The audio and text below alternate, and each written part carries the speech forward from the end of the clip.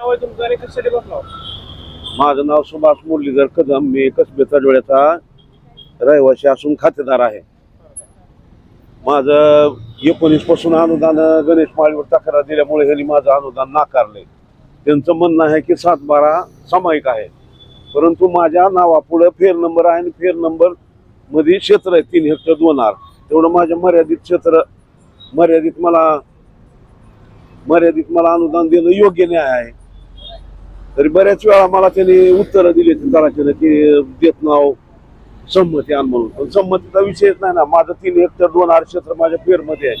त्याच्यामुळे मी आज 4 दिवस झालं उपोषणाला बसलोय. माझी कसलीही दखल घेतलेली नाही त्यांनी.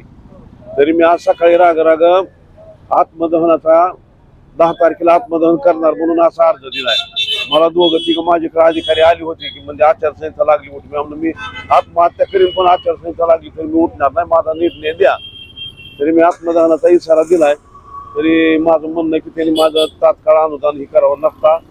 मी आत्महत्या केल्यावर तलाठीवर आणि तहसीलदारवर गुन्हा दाखल करावा अशी माझी विनंती आता कलेक्टर साहेब. पहिलं मुलाखत प्रसार माध्यमाला म्हणलं तुम्हाला बीपी शुगर आहे. हो आहे मला बीपी. 4 दिवस झाले कोणता पत्र आला काय नाही, तपास साहेब आला नाही. त्यांनी पत्रच उशिरा दिले दवाखान्याला. माझं गोळ्या औषध येते साहेब ह्याची बीपी शुगरची.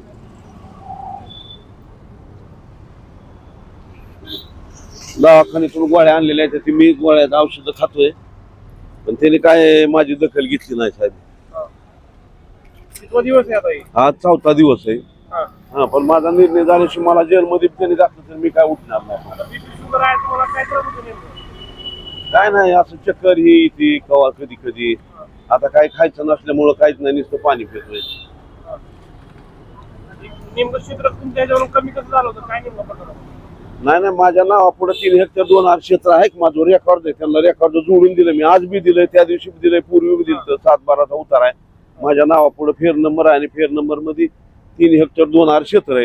त्याच्यामुळे तेवढ्या मर्यादित मला अनुदान देणं योग्य नाही. 7-12 सामायिक आहे म्हणते ती.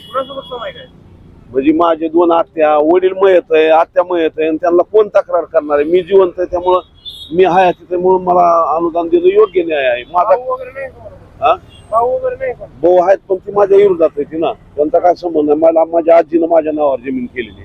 त्यामुळे नाही, वल्लाच्या हिशोब आहे ती किती. वल्लाच्या हिशोब आहे, पण वल्लाच्या महागाई नाव लागलं त्यांचं अनुदान आहे, खातं फुटलं. पण आता माझ्या स्वतंत्र खात्यातलं मला अनुदान मिळालं पाहिजे ना. मला योग्य नाही आहे माझं अनुदान देणं ही, पण ती देना गेली ती मुद्दाम.